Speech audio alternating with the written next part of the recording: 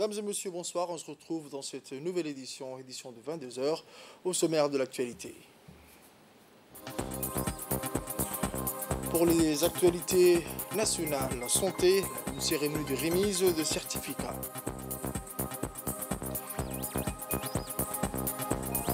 Et ensuite, pour les actualités internationales, au Kenya, le président Ruto lance son fonds aux petites entreprises du secteur informel. Les détails dans ce journal. Le journal au complet à présent, la 6e édition du Forum des idées de l'Institut Héritage va s'ouvrir demain au Palais du Peuple. Ce forum est une plateforme interactive pour les décideurs politiques, les praticiens, les chefs d'entreprise, la société civile, les intellectuels, universitaires et les militants somaliens. Pendant 3 jours, cette 6e édition servira de socle de débat autour d'une thématique qui porte cette année sur le changement climatique et l'environnement. Les participants venus du monde entier seront exposés à s'engager dans un dialogue de fond sur les liens entre le changement climatique et les conflits et la gouvernance de la Corne de l'Afrique.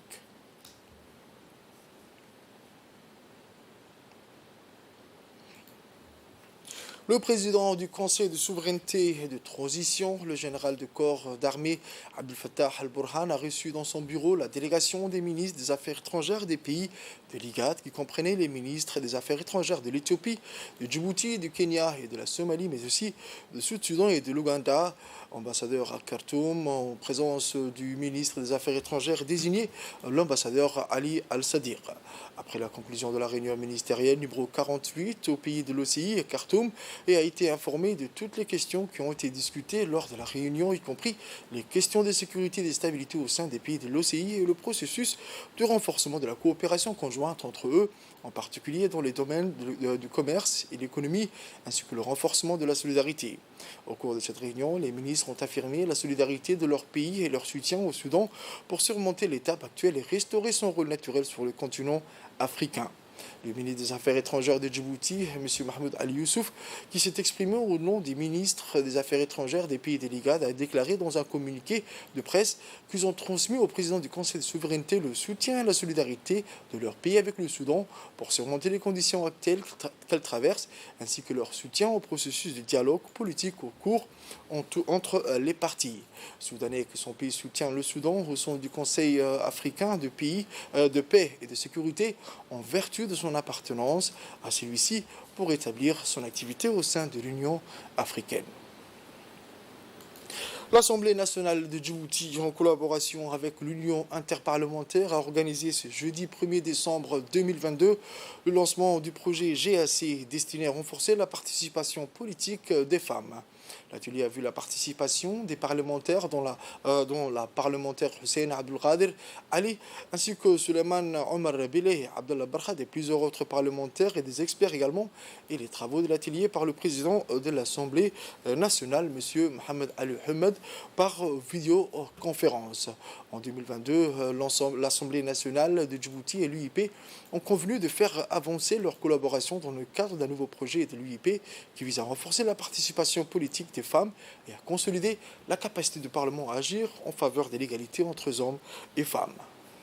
Entre les hommes et les femmes, notre pays fait partie des pays qui ont réalisé des progrès importants sur le droit des femmes grâce à la politique éclairée du président de la République, son Excellence Ismaël Omar Guelleh.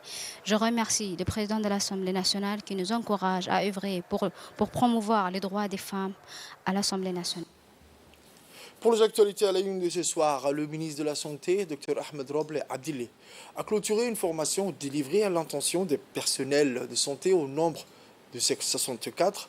Il s'agit des médecins et des paramédicaux en première ligne au niveau des urgences.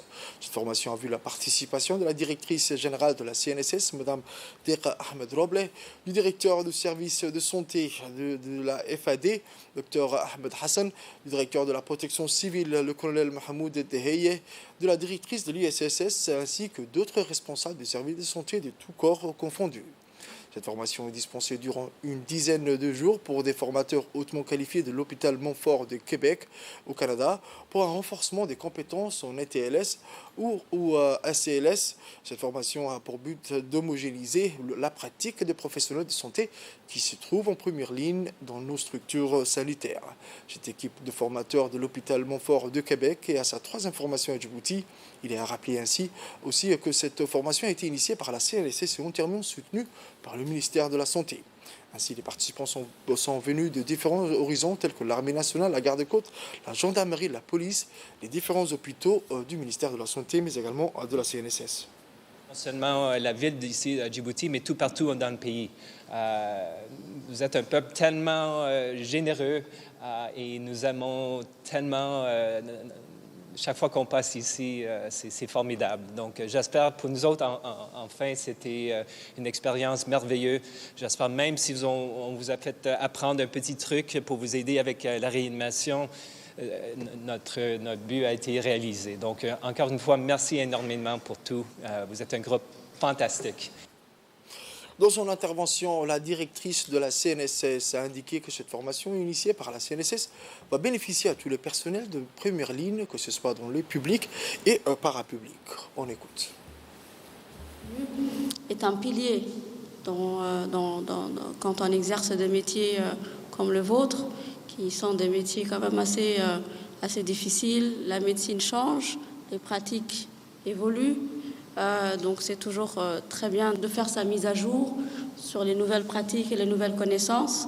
Et surtout, ce qui est très important, c'est qu'il y ait une homogénéisation aussi de la pratique. C'est pour ça que nous nous réjouissons que cette formation ait pu aujourd'hui permettre à ce que tous les corps, toutes les différentes institutions qui offrent des soins à Djibouti, donc que ce soit au niveau public, au niveau parapublic et donc même les corps militaires donc en uniforme, aient pu bénéficier donc de cette formation. Donc c'est juste là une mise en bouche, c'est que ça c'est une formation en réanimation, c'est le premier secours et puis donc la réanimation. Mais je pense que dans la continuité des choses, il faudrait que nous ayons aussi d'autres événements en commun qui mettraient en commun nos ressources et surtout uniformiseraient la connaissance et la pratique au niveau national.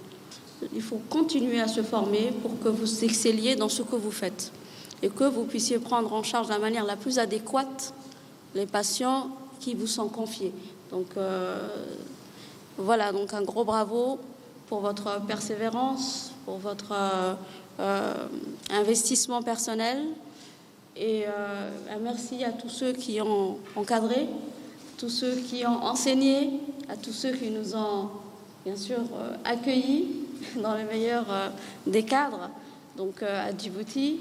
Et donc merci aussi à tous ces responsables qui ont aussi autorisé que la coordination puisse se faire et puis donc qu'on puisse mutualiser nos ressources pour faire avancer la connaissance.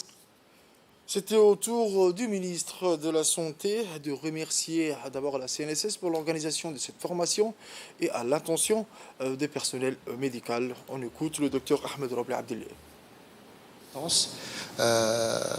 Des professionnels de santé, en l'occurrence les hôpitaux du Canada, qui sont venus donc faire ces formations.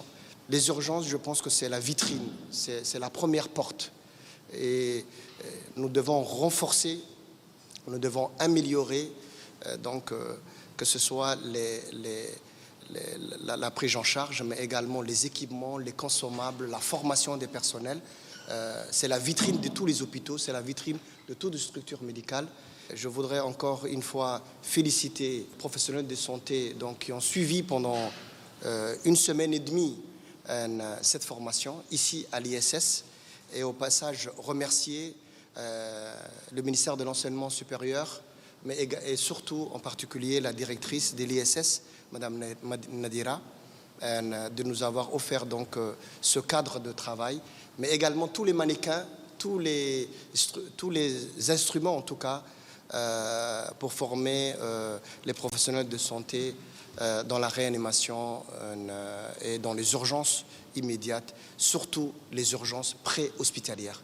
Donc c'est ça qui est très important. Je tenais à être là et encore une fois, félicitations.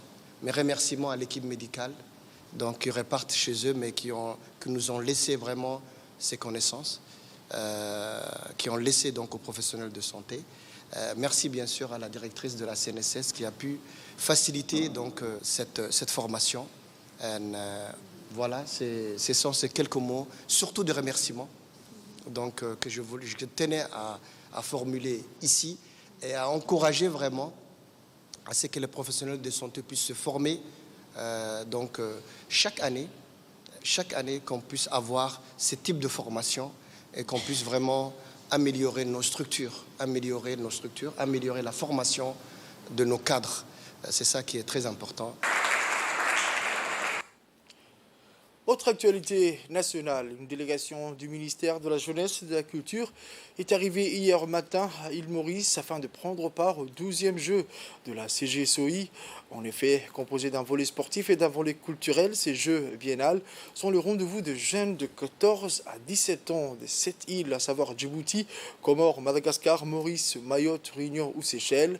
Ainsi, après plusieurs semaines de préparation, nos équipes participeront pour le volet culturel, au e-sport, au spectacle musical et à l'Assemblée des jeunes.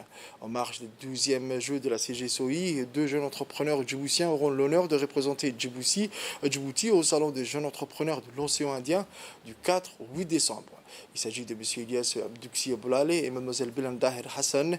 La ministre de la Jeunesse et de la Culture, Dr Hibo Moumin Assowe, a tenu à les rencontrer avant leur départ afin de leur prodiguer un dernier conseil et leur souhaiter bonne chance pour représenter fièrement notre pays et hisser haut les couleurs nationales.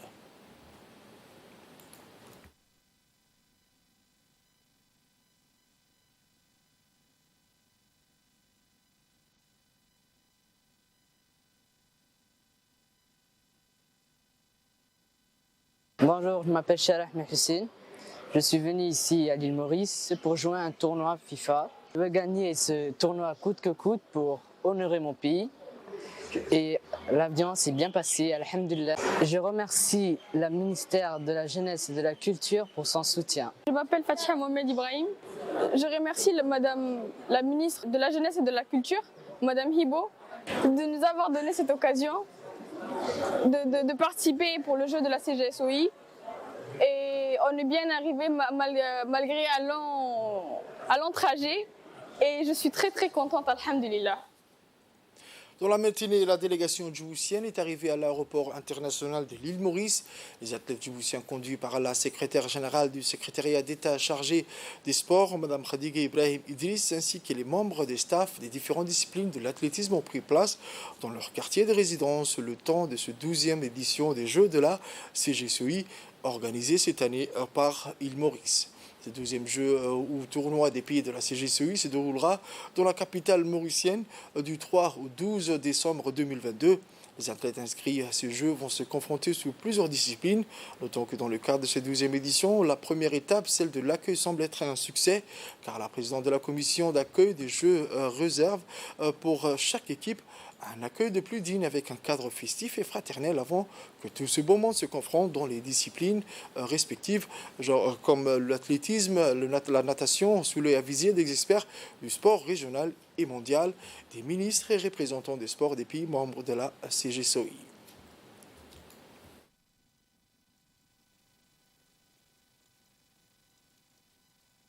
joogna il Maurice dhoofkii si fiican buu noogu soo dhacay maasha alhamdulillah.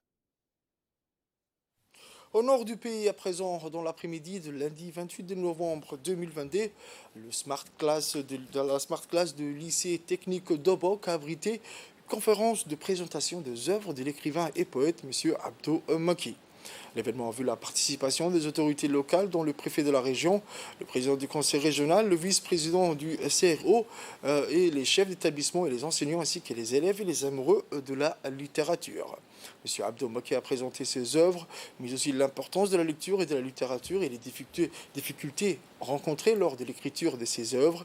La séance est clôturée par des dédicaces et photos de famille et le remerciement ainsi pour les invités à leur présence.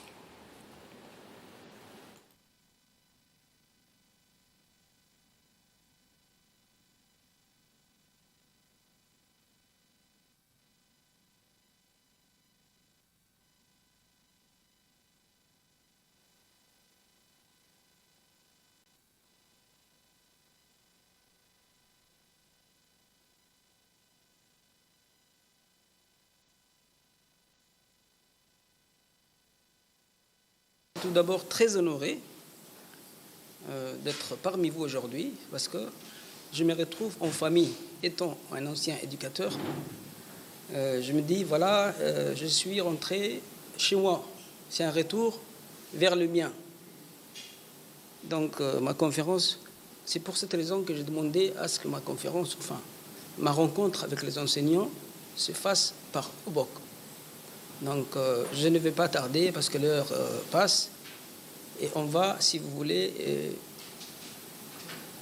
partager la communication et je vais vous laisser la parole. Merci à vous.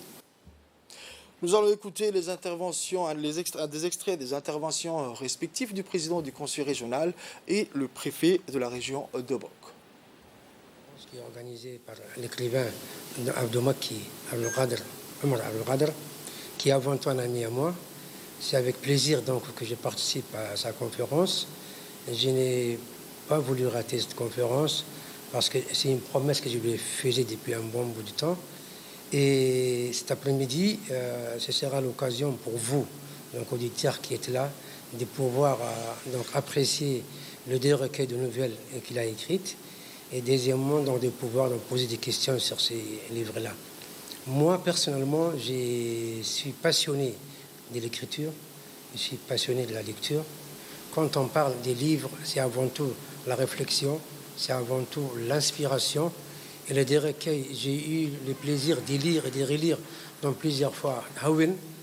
J'ai fêté donc, longuement aussi dans Rao les deux recueils de nouvelles qu'il a écrites. Sont vraiment les reflets de la vie de nos concitoyens, d'un Djiboutien lambda, on va dire, et qui vit dans ses quotidiens. Vraiment, il faut qu'il y ait des ateliers de lecture et d'écriture qui puissent émerger pour que vraiment on ait beaucoup des enfants qui sont lettrés. Donc aujourd'hui, on met l'accent sur la série donc scientifique et technologique. C'est bon, mais il faut également que la littérature ait la place. Bon, il faut que je laisse des mots à dire à mes amis qui sont sur la table. Et sur ce, je vous souhaite une très bonne conférence. C'est les livres les deux recueils que mon frère a produits. En fait, ça nous permet un peu de voir la réalité.